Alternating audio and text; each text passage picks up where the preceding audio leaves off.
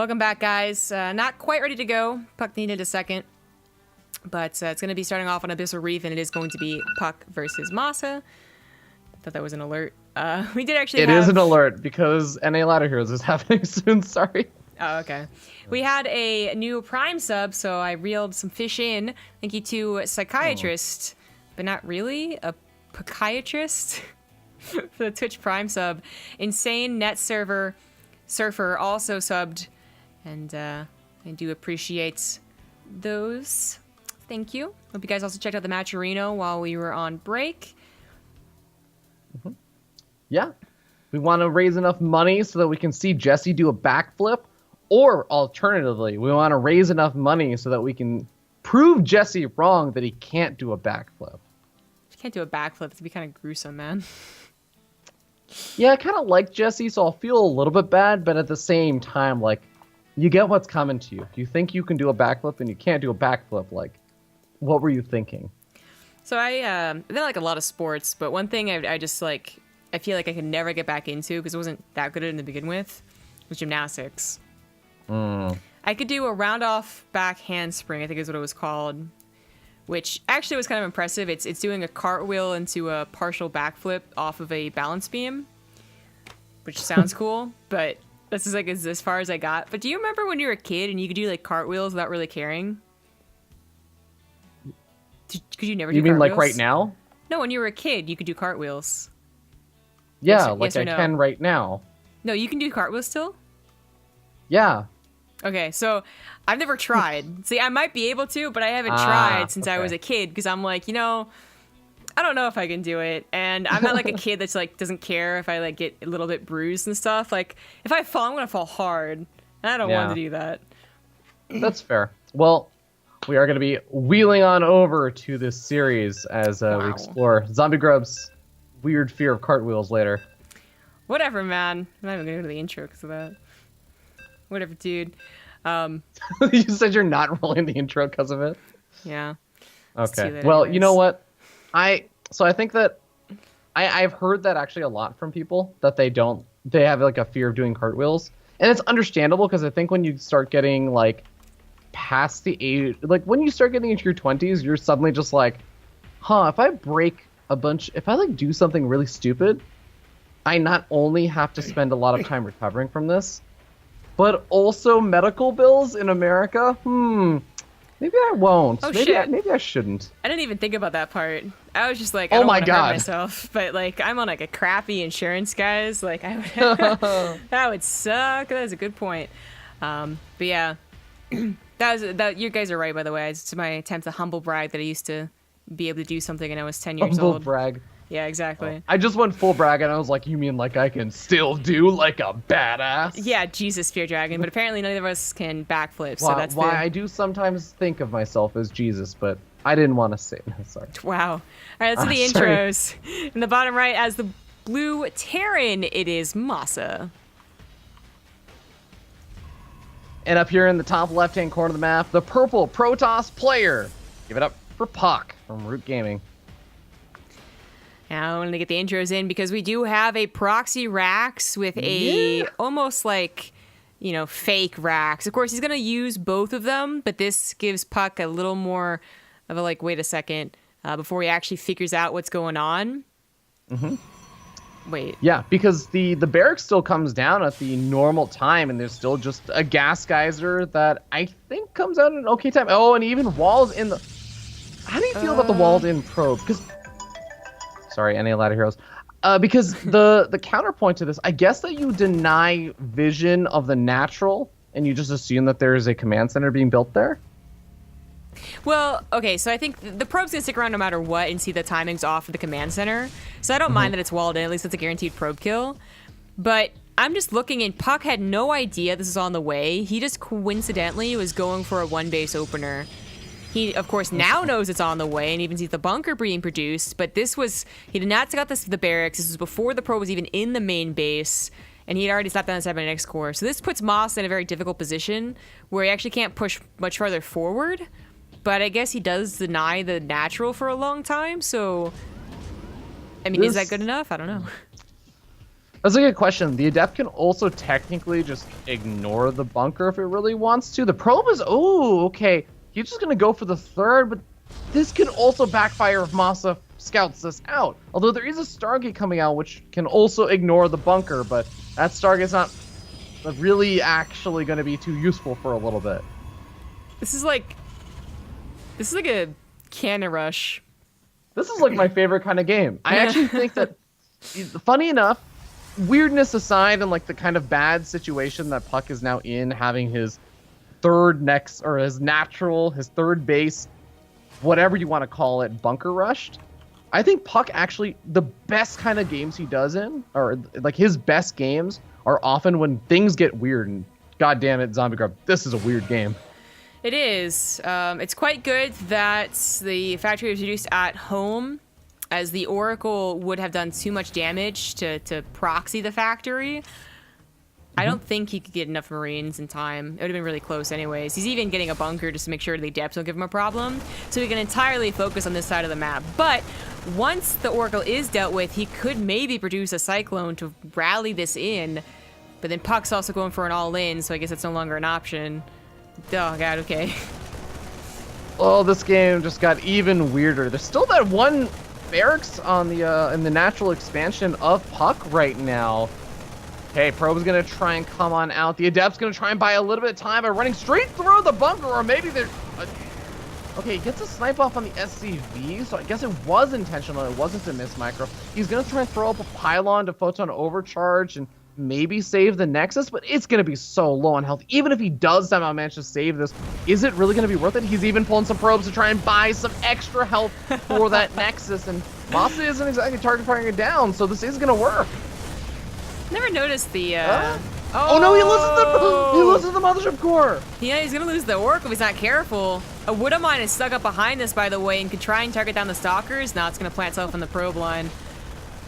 Okay, well, the bunker is getting low, but the Marines will survive inside of it. They're trying to target fire down that Nexus. They're not gonna be able to get it, but they do get some good damage on photon overcharges. Pop taking out those Marines. The Nexus survives with exactly 200 hit points. And also the Revelation thrown down takes out the Widowmine. All in all, I suppose this is about as successful a defense as I won't say that puCK could ask for, because I don't know what to make of this still, but it was a successful defense. Yes, technically he defended the natural base. As natural as this could possibly be. But is it even workers with MaSa, who is now getting his natural orbital command, so that economically doesn't put him in a great position? I'm more concerned about what it means for this attack. He grabs the medevac, which is a great pickoff, but unfortunately loses the Stalker to one of the Wood Mines, and this also grabbed something. I don't know if it was an Adept or what.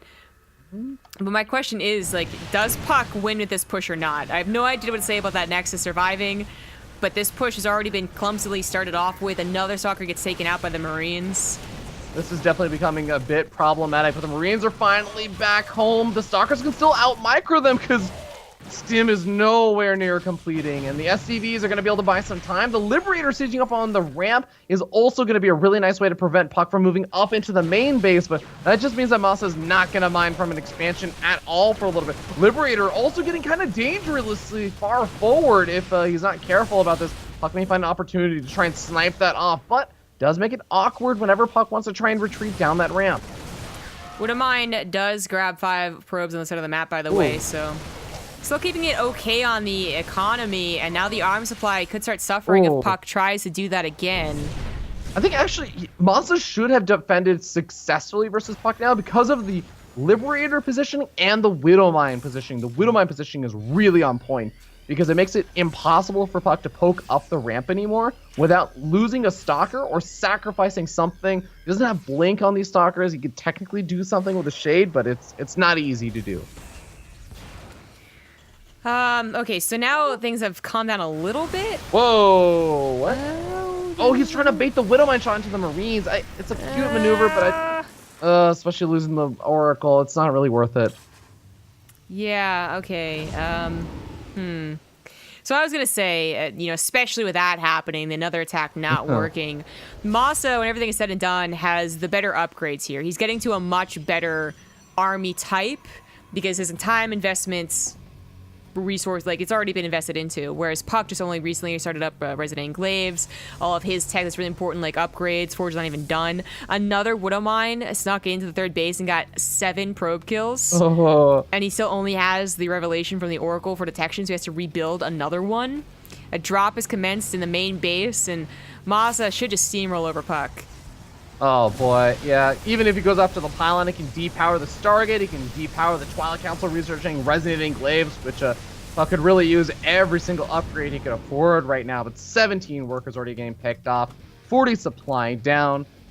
And man, it's like actually Maynard said when I recently cast with him. He was saying, you know, the sign of a really good player is that when everything is kind of like going to shit, you're constantly facing up against aggression. It is the player that is able to put counter aggression on the other side of the map, doing things like sending that Widow Mine out, continuously doing the damage. That is the sign of a really, truly great player. Now 20 pros have been taken out, and puCK is just desperately trying to cling on. He's got so many stalkers that look kind of useless without blink. 1 adept for this Resident Enclave upgrade. I mean, I think he knows he's dead, but just waiting for MaSa to actually run forward to the rest of the army and show him how dead he is. Oh boy, well, I guess now the question is, puCK plays from behind, but can he play from this far behind? Resident Enclaves, like you were saying before, oh god, Blink would have been so much more useful if he had, I mean, of course he had no way of knowing it was going to turn into this kind of situation in the end, but Blink really would have given him so many more potential options. This Widow survived the escape where the medevac and the Marauders did it, and it's going to try and sneak in Oh my god, again. it's walking back in. puCK It's doesn't working. see it. It's working. Is there going to be a photon overcharge? Nope. Oh. Oh. Wow. I think that seals the deal. There's even a Widow Mine preventing puCK from easily moving into his main base. GG gets called. MaSa takes game number 1.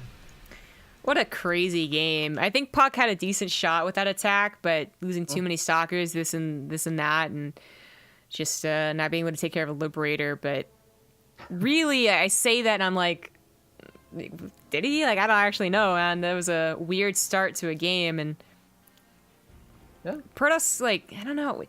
Okay, so you brought up, like, you thought that puCK does better in weird games, right? I would actually say that in my opinion, Terran do better in weird games. That's true. Especially if the onus of defending is on them, then that's when I think they're really good, because the factory, in my opinion, is like the one unit, the one like building that just gives us all of the defense as a Terran player. The Cyclone's amazing. Widow Mines get, insta kills on stalkers. Hellions aren't that useful, I suppose, but you get the idea. And while it wasn't a Cyclone that helped defended, it was the Starport. Liberator's still pretty good, and again, defending seemed to be easy enough against a pure gateway attack. Yeah. So it's about the scaling of units. I think that Protoss require a bit more of an economy, or like a bit more of a stability to get to those late tech units to throw down that tech. Whereas for Terran, it's kind of just like, this is just where I'm going. To get a mass of them requires, a good economy and stability, but to just get something out, I totally agree. It is a bit easier for Terran in those weird situations where you don't really have stability to get out something that resembles stability. Yeah. It really feels like, you see a lot of, not a lot, but enough. It's pretty funny how many times we do see it, like proxy Stargates versus proxy factories. And if you proxy the factory, I think that's when the Terran player dies. But if they proxy a barracks and a starport but leave the factory at home, that's usually when the Terran wins. I feel like I've seen it happen so much more often. And just something about... Yeah, the 1-1-1, the complete tech structure of the Terran, if it's actually finite, done, finished in the proper places, I feel it's just better against an aggressive Protoss. But these players are ready to go, so enough theory talk. We're getting into Mech Depot for the second map. Welcome back. It is game number 2 on Mech Depot, and in the bottom left, down 1, it's the purple Protoss puCK. And up in the top right, we have the blue Terran player. It's MaSa. Sitting up 1-0. Something we didn't really talk about as much is MaSa does have a pretty good history versus puCK. Now, these two guys, we were talking about this earlier, way back in the day. this is like an old school NA rivalry. This is one of the few, I think, really old school NA rivalries that are kind of left over from the old days. But more recently, MaSa has not really dropped a series to puCK in the past like couple of months, and they face each other a lot. I think they've MaSa's won the last 5 times they've played against each other, and even that time before, it was at DreamHack Valencia in like the losers bracket. I think it may have been the qualifier or something. puCK narrowly won, and then even before that, it's like you go back further. It's like, okay, actually, yeah, every single like series in 2016, besides that one series, MaSa's won. Wow. Well, I don't think many people will be surprised to hear that MaSa has a winning record.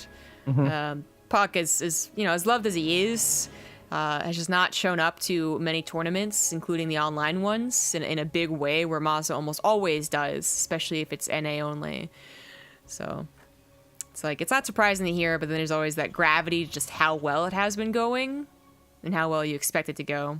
And of course for puCK, I think he knows those losses better than even we do, looking at the stats, and it's always going to be affecting you.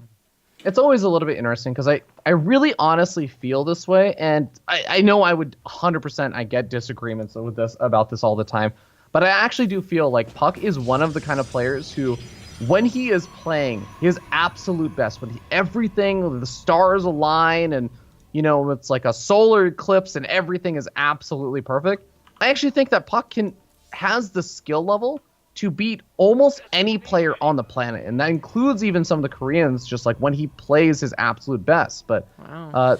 That I think that happens, like the fact that like the ability to play at his absolute best happens very, very rarely, and even playing, I guess, like at the top part of his play, or like the top part, level of his skill, I think is a little bit more rare sometimes. Yeah, you're right. You get a lot of disagreement with that. Yeah, I know. I know that I have had many arguments about this, but I say this from like coming from a perspective of having witnessed, I guess, puCK playing even versus Koreans and everything. And yes, online tournaments, etc., etc. But I don't know. This is like a personal thing that I won't try and argue with anyone about. This is just like a personal belief. Wow. I guess that aside, personal beliefs, philosophy, the game talk we had earlier about what's better, Terran or Protoss, in those weird situations, there was potential for another weird one, but since MaSa didn't actually proxy anything or decide to do anything tricky, just decided to defend, it's not really that weird of a game. But to note, puCK did go for another one base opener right into that Stargate, which was scouted very easily by an SEV. It's unfortunate because a lot of Terrans don't SEV scout, and this could have been a surprise since he went for Marine first on a Reaper, but he did SEV scout. And I just wonder why he decided to do this twice now. Yeah, this is going to be interesting. The Oracle's finding a decent amount of damage, gets 3 worker kills, avoids the Widow Mine. The Phoenix follow-up from puCK I actually really like versus someone like MaSa, because MaSa likes being aggressive. And one Phoenix can even help out versus things like Liberators and everything. But okay, here we go. Things are starting to line up a little bit more. We are seeing the true form of puCK right now, Zombie God. We got a Robotics Bay on the way off of one gateway. This may have been a Stargate opening, but it is going into very, very, very fast disruptors. Interesting. I wonder if it's really going to be worth it. I would say most of the time, and I'm pretty sure about this, it is just, if you're going to go to Disruptor Drops, just go into Disruptor Drops. You don't take a pit stop at Stargate or Twilight Council. So I wonder if this is going to be worth it just with the investment still on being on 2 bases. Yeah, that's actually a really good question. Oh, Widowmine! He target fires it down right before the Widowmine was about to go and shoot a shot off, but that actually really does help out quite a bit. He doesn't have to worry about trying to clean that up. He has the Observer there as well, but keeps those Adepts alive. Is going to have a much easier time dealing with this drop, but Electric Core getting a little bit low. MaSa trying to get as much value out of those units as possible. The scout on the Robotics Bay already researching, I think for many people would be like, okay, maybe he's going to Fast Colossus. That's a build more and more lately. But against puCK specifically, I know that he likes Disruptor Drops. MaSa probably knows he likes Disruptor Drops. I think he's going to guess Disruptor Drops. Yeah, after having seen what he's seen, it's pretty easy to guess, I think, at this point. But that still doesn't change things, I think, that much, because puCK would go for this. And everybody used to know this. This wasn't actually, like, puCK doesn't usually play the way he's been playing today. This is a more recent development where he started mixing things up a lot. But he used to be known for doing something, but he was so good at doing it that even if you saw it coming, you would struggle. But, Colossus drops. Really bringing it back old school. Wow. Well, he does have a disruptor already inside one of the warp prisms, so it may follow up into that. Oh, but, okay. I get too excited. Yeah. Well, I feel you, though. I feel you. This disruptor drop already is being thwarted. There's a Widow Mine and a missile turret covering this side of the base, but there's a tiny little spot over here. Oh! Hey, that's a really nice good bit of damage. Takes out a ton of the Bioness. Specifically, I think he kills even a Marauder in the mix, which is really nice. The Viking does take out the Warp Prism, though, which is pretty bad news. That was supposed to last a lot longer. You know, I said that about Neeb's Warp Prism, and that lasted to like 8 minutes. So only lasted until like 6:30. Getting one shot off is not very good, and MaSa is going to take that opportunity to move out. Doesn't have to worry about being dropped, warped in, and doesn't have to worry about dealing with a disruptor. So just going to try and go for the cancel. Okay, move out from MaSa is going to be difficult to deal with, but maybe this Colossus can make a miracle happen. Man, even the Warp Prism paired with that one Colossus would actually make a world of difference. If he'd even just lost only the Disruptor, I'd like puCK's ability to defend here a lot more, but man, that the Viking, the Bioforce, the Widow Mine starting to try and get a little bit closer, and well, the Buster Core is going to make this a lot easier to help push this back, but there is still a bit of fear on the bottom side of the map of the Liberator. Oh, no. Phoenix has been patrolling. Those early Phoenix. Yeah, they've been waiting. This is their moment to shine, I guess. Ooh, MaSa trying to move in at the same time, and puCK actually pretty expertly handling this, pushing this back. He loses a few workers to the Liberator harassment, but killing off a Liberator is really nice. It keeps the Phoenix around, and MaSa trying to come in with a double Widow Mine drop over the natural. puCK doesn't actually have his Mothership Core over there. Everything is sitting either over by the third or the main. I mean, I was surprised by going to the natural as well. It's a good thing you made note of it. Oh, lordy. Okay. Oh god, even picks up one of the Widow Mines, floats over to the main base. There is a Photon Cannon coming down over there, so this theoretically should not do too much if puCK is paying attention. Oh. Alright, MaSa's gonna run out of there. He escapes the treachery of that Photon Cannon. Wow, barely finds the low position here. He's gonna kill an Oracle as soon as it pops out or something. He might get the Phoenix, it's low. Yeah. Oh, Widow Mine over by the third. Does snag a Stalker and soften up some of these units, but Observer comes back in vision range. Revelation thrown down in this army is gonna make it a lot easier to deal with this drop harassment, especially since he snags some of the medevacs, but MaSa still found so many opportunities to get damage done. Oh my god, that cheeky Widow Mine. No, it was amazing. It kept on retargeting because it kept on targeting the probes that went to the gas geyser. It was the most useless Widow Mine ever made. Well, except it already got like 7 kills, so I can't say that. There was also that other Widow Mine that managed to make its way back into the natural, so that also almost got a shot off, but the Phoenix are able to clean up at the absolute last second, or I think some units of the Photon Cannon, something. puCK is going to go for a bit more of an aggressive push out now, though. In MaSa's army, he does still have a decent-sized army, but if it's kind of split up, I could see very well puCK taking a favorable engagement. And this is an interesting little push. 2 Colossus can be scary, but MaSa does have a decent number of Vikings and a decent army supply. puCK's not really all in with this. He has charge and +1 on the way, and could maybe even look towards a 4th base. I don't know if this will work. Oh, Vikings situated in a nice spot. Big blink forward. puCK is going to end up losing a couple Stalkers on the low ground because of it. A huge stim forward as well for MaSa, but most of his units not really getting involved in the fight. SCV is being pulled off the line as well, and it seems like MaSa has enough to just completely crush this force from puCK, but he's just not getting the opportunity to right now. Well, there's so many force fields. Eventually, they are going to disappear, and he's going to pounce on the rest of this army and absolutely obliterate it. This was a questionable engagement. He just keeps warping in more sentries, but finally some of the units are starting to squeeze on through, and that is going to put a death to this push. Half the supply, less than half the supply. MaSa finally pulls forward and is able to crush puCK's army. That was I'm still a bit bewildered he did that. That wasn't, you know, the 2-2 all in that Nia was showing off on Mech Depot, I think it was. Yeah. It wasn't like timed with anything specific or good. Actually, oh my god. He didn't even have his thermal lance. It really just felt a lot like I just lost 16 or so like plus workers. I just took a massive amount of damage from these Widow Mines, and I'm bleeding out units as this harassment continues. Like I just feel like I need to do something with this army. I guess, but you know, Widow Mine harassment is just harassment. It actually isn't even that crucial to the army. GG. Yeah, I mean, I agree. Trying to find reasons why he did it, and that's probably why he did it. But it just was pretty weird. And then he also realized only after his Colossus died he didn't extend Thermal Lance. I don't think that would have saved the push, but it would have done a bit more damage. Yeah, the Colossus maybe would have had a bit more survivability. They would have been a little bit further back, so maybe that big blink forward doesn't actually happen quite as far because the Colossus are further back and the Stalkers don't have to move as far forward to pick away at those Vikings. Like, there's small little things that could have changed.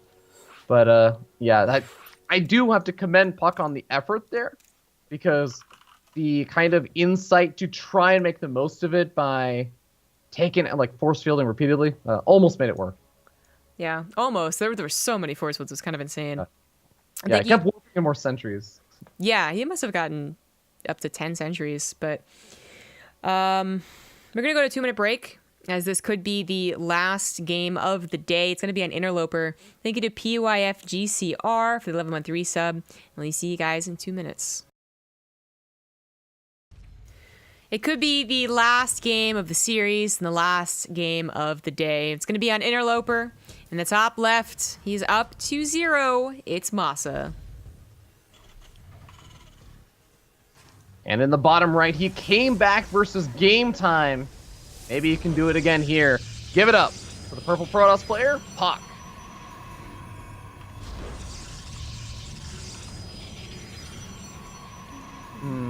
This is definitely a bit of a conundrum because I feel as though puCK has gotten I'm trying to think back to that last game. The Widow Mine damage was just severe. It was brutal. It was savage. Game number 1 was such a weird game, and I feel like puCK maybe kind of got into okay positions. Game number 2, though, it was hard, I think. puCK tried to... everything just started falling apart, as it oftentimes does. If you lose the Warp Prism going for that kind of build, that Disruptor drop, you were so pinned on having something happen and really making a lot happen off of that. Yeah.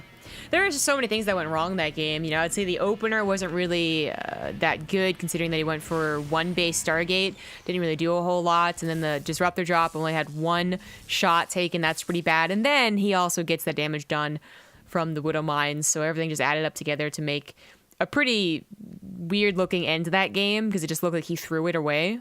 Like, again, like, you look at the numbers, look at the type of army, the amount of forces that he has, and it doesn't actually look that bad, but then you look at the army supply and how many Vikings there are, and then you're like, okay, wait a second. Yeah. And I'm sure puCK, if he had not had a lot of those other things happen in that game, would have also been like, wait a second, and might have pulled back, should have played a more turtle game. Because your two responses to ever feeling like you're in a bad position, either you to, you know, cheese or not cheese, all in. See a probe, you know, being hidden, I think cheese. Either all in or go for just turtle style and hope to bring it back. But he obviously went for the all in and didn't work out. This probe did not go for any cheese. It actually just came back to be bothersome to the SCV. Yeah. Well, Reaper's going to be able to make its way in, and the Adept is about to pop out, but probes have to be pulled, and definitely getting some okay damage done over here. Might snag a second probe, which is really, really nice. That's inarguably, for me at least, and I know for a lot of other Pros players out there, one of the most frustrating things to actually lose workers to is like the Reaper. I'd actually sometimes, I think I would prefer to lose 8 workers to a Widow Mine drop than I would to lose 2 workers to a Reaper, because it's just like the mental blow there is just like, I should have been able to deal with this, but I didn't. And what's worse is that the Terran mental blocker, whatever you want to call it, the probe coming back to kill the SCV building the command center, didn't actually kill the SCV. Yeah. The command center finished, and he actually... Oh. does fine with it. But the Adept at the front's going to start taking away some of these Marines. This is actually really important because puCK is not going for a Stargate. He's not going for a Robo. He's going for gateways, a proxy gateway as well. You need a bunker at the front of your base to deal with this. Oh, he's putting out the shade right now. He's about to run that Adept in and try and use it as a blink to set up the Widowmine. Oh, but MaSa reacts in time. Oh, man, well done by MaSa. Noticing all that and just says, no, I'm just going to calmly sit over here and take out these rocks. Like, I know you're not going to shade your Adepts too far in. Oh, he's going to try and do it again. This is very important that he breaks on those rocks. This is where the gateways are. Now a Robo. I suppose if puCK just does go for the Warp Prism first, this will kind of be okay, but it does get a little bit dicey. Yeah. Okay, so MaSa has managed to buy himself a lot of time to continue getting units, because this could have snowballed pretty quickly with the gateways already being done. But with the rocks and the waiting on the Warp Prism, it's going to be a lot more units. But is it still going to be enough? That's really questionable. He's going for a 3rd CC, not extra barracks. He is going for a tank, however, which is probably not even defensive. It's probably more thinking about doing an eventual tank push. But with the 3rd CC, actually might be defensive. He's seen 3 Adepts so far. He actually might think that something is up because he's also seen no Oracle. So he's starting to run through the list of things that are possibly coming at him. Yeah, we'll see how exactly puCK is going to decide to play this out now, as there comes the Warp Prism, and behind it, we do have an Observer, interestingly enough, I guess to help deal with some of those Widowmines. Make sure they aren't just, like, constantly firing off at his army, but yeah, if puCK decides to move into the exact right position, then, hey, dropping on top of that siege tank could end up going really, really well. MaSa's trying to go mech. Okay. Well, I think he just dies. Maybe. I don't know. We'll actually see how this goes. So what's really, really harmful is that he has stopped producing from the barracks. He kind of needs to get everything in production right now to hold against what he now knows, obviously, is an Adept all in. I actually, oh god, and like this is so much easier for me to say, not really having anything that's like blocking my vision. I don't have the Fog of War. But if puCK had just dropped 4 Adepts on those siege tanks and just started elevatoring his Adepts up to the high ground and warping it on top of them, I actually think he could have just won there. Maybe you disagree though. No, actually, I think I agree, because it's not like a slow Overlord drops Lings. The Warp Prism would very quickly be able to drop most of those Adepts before the Marines came back and responded. He might have been afraid of the Viking Raven combo that would have sniped the Warp Prism and halted his attack. And I think you said it perfectly. There's just, you don't have the vision like we do. So there's a lot of variables that make you go, okay, wait a second, no. But because he has not gone for this attack, I think he's just screwed himself out of this game. That's really dramatic of me to say, but I'm kind of sticking to it. Liberator's actually dying mining over here. MaSa's going to get a 3rd CC down location. He's going to get some mech units. puCK has gone for Resident Enclaves and +1 of all things to deal with this because he doesn't know it's mech. I mean, I guess Adepts can be okay versus like the siege tanks and everything. You can shade them onto the tanks. It can help deal with cyclones and stuff really well. So, you know what's actually funny is you bring up these like potential, positives, I suppose. Back when Legacy of the Void was released, like beta, people were trying mech because that's what they always do in the new expansions. And a response was mass Adepts. You just literally go in on top of like 20 tanks and they would win. Yeah, but Adepts were a different unit back then also. They were, and if you mess it up, if you didn't go in the right of the heart of the tanks, it actually just backfires completely and you look like a damn fool. Or if they have blue flame Hellions. That was a fun era of StarCraft. Well, Protoss looked like the fool at the beginning of Legacy of the Void, no matter what you did, because you guys are figuring things out. But yeah, if they had Hellbats, you would just die as well, and they weren't a good solution, is what I'm trying to get to. And MaSa is getting blue flame.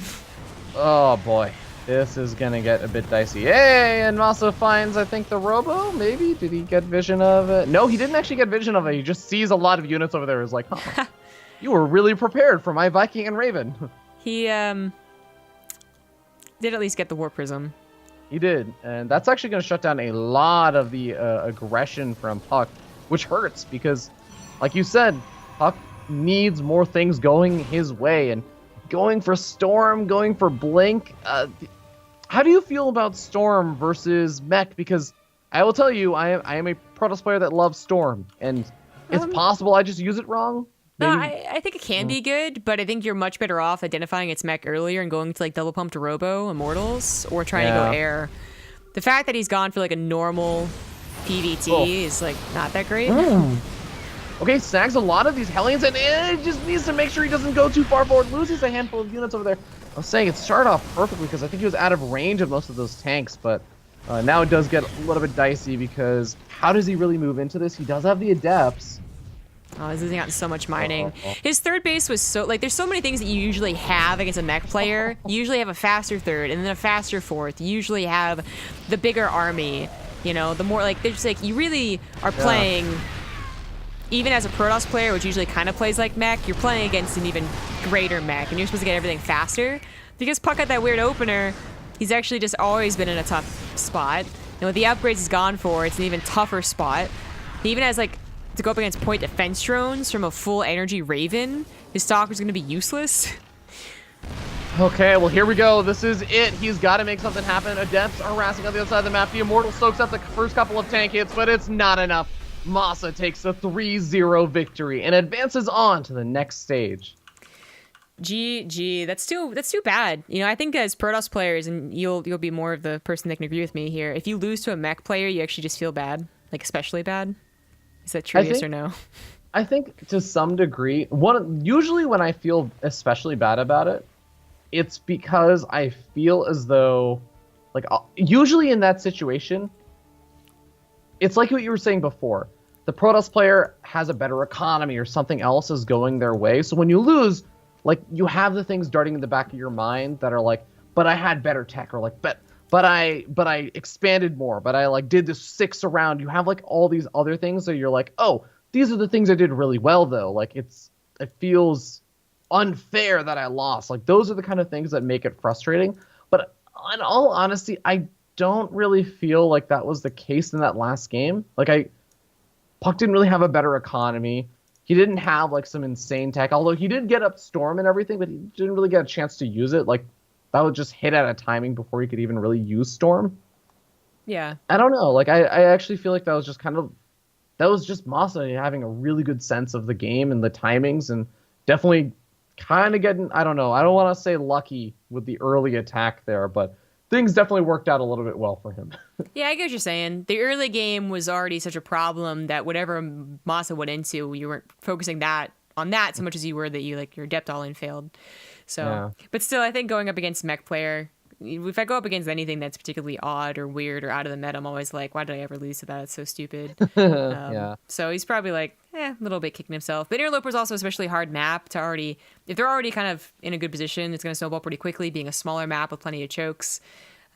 So it's going to be a difficult best of 5 in the first place, going up against MaSa. Everyone predicted MaSa and Neeb, I believe, to get out of this group. And while MaSa almost set things up to go first, still got 3-1. And game time almost became the decider match. puCK still 3-2'd him. And it is what it is. And puCK is out of the group. Neeb and MaSa will advance on to the group stage number 2, I believe. Yeah, a little bit unfortunate, especially since I'm a huge puCK fan, and I know that he's been playing really well lately and really been enjoying the game. The kind of, I guess, sugar coating right now that I'll give is that he at least got some money from Ladder Heroes when my alarm went off earlier on, so he earned himself $30. So something at least. He's still a really awesome player, and hope to see more of him in the future. Same with game time. But I think that everyone can just be kind of excited about MaSa and Neeb moving on, because they are both, we got to see that today. How phenomenal, like everybody here knows what a phenomenal player Neeb is, but we also got to see a little bit of what an amazing player MaSa can be when he's on point. Yeah, I was really glad to see that first game, and even the second game was pretty good. So some good games, some 3-0s, bit of a mixture for this NA group. Earlier today we had the Korean group play out as well, where I believe a laser and solar got out. And then we'll have the Corsair Cup. Spoiler alert. tomorrow. Sure. Sorry, guys. The Corsair Cup tomorrow, the Elima League, the BTSL, the usual weeklies, and then even including some of the groups in there. Just a lot of Ting casting to be done. So, guys, if you do enjoy this tournaments, please check out Ting, bttv.ting.com. Even if you're not a U.S., living in the U.S. and you don't need a new mobile phone service provider, at least check out the Matcherino. See if you want to donate, contribute to the prize pool, get to some of those goals that we're having, or maybe you just want a cool T-shirt or something. Well, it's there on the Matcherino, so definitely check that out. And if you are looking for maybe a lower cell phone plan, then check out Ting. If you're around Wi-Fi a lot, especially, it can be as low as $30. Mine's usually $33, which before the Europeans are all bragging stuff. But it's a perfect time actually now because the Europeans are hopefully still asleep and not bragging to us. But actually, especially North America's better than Europeans anyways, so who cares about their opinion? Awkward casting a European Cup tomorrow. But especially on that note, we had a really good turnout here. So guys, thank you so much for tuning in and watching. Please click the follow button down below and consider subscribing. It's Subtober, whatever they're calling it now. So you guys still get $2.50 for a tier 1 sub. It's pretty awesome. Extended. It's like extended, but September. No, that worked even less. Right. And then, of course, follow the channel down below. Consider subscribing. Look at Corsair down below as well. They do awesome peripherals and all that. And MeUndies is still our sponsor, too. So if you want some comfy underwear, and that sounds really weird, but trust us, it's pretty good. Check that out down below on our information page as well. I was casting with Fear Dragon today, and he can do his shout-outs now. Yeah, my name is Fear Dragon. You guys can catch me at Fear Dragon 64 on Twitch, Twitter, etc., all that good stuff. I'll actually be casting the European Ladder Heroes, which is your EU Ladder Heroes. Normally, I'm an NA guy. I don't know if you guys could tell I get excited about North American StarCraft, but EU StarCraft also super duper awesome. And I will actually be casting that with Todd in 11 hours and 23 minutes, or actually 20 minutes because delay. So be sure to check that out over at twitch.tv/FearDragon64. And also, Zombie Grub and I will be casting Kings of the North next weekend. Yeah, offline event. It's going to be a lot of fun. Neeb will be there. MaSa will be there. Semper will be there. Jon Snow, Scarlet, all kinds of awesome things. It's going to be great. Check it out. Twitch.tv/FearDragon. It is going to be great. But I just realized today's Saturday, not Sunday. We actually aren't casting anything tomorrow. But if you guys contributed to the big Matcherino, the huge one that was running the mega tournaments, then there's a Discord meeting tomorrow. If you guys haven't heard, check Twitter for more information. And then Monday it's back to the Corsair Cup and the usual stuff. So yeah. And I will be casting Kings of the North next week, so you'll be missing me on BaseTradeTV, but I'll be over there. Should be fun. And then the week after that is TwitchCon. We're actually coming to a very busy season because BlizzCon is not that far away either. The guys, you can follow me on Twitter at ZG Gaming, on Twitch ZombieGrub, and YouTube ZombieGrub. Especially follow me on Twitch if you would, so please, because I've been doing a lot of streaming, having a lot of fun. I just did a 13-hour stream yesterday, and just busted that 100 sub goal. So now my mom has to play StarCraft. And I have to pick up new awesome sub goals for you guys because you've been really quite nice to me. But that's going to be it for the nights. Thank you, everyone who's watched. Please follow the channel down below, and congratulations to Neeb and MaSa, who you can follow on Twitter at MaSaSC2. And Neeb deleted his Twitter. Yeah, that was the joke. Okay. All right, see you guys.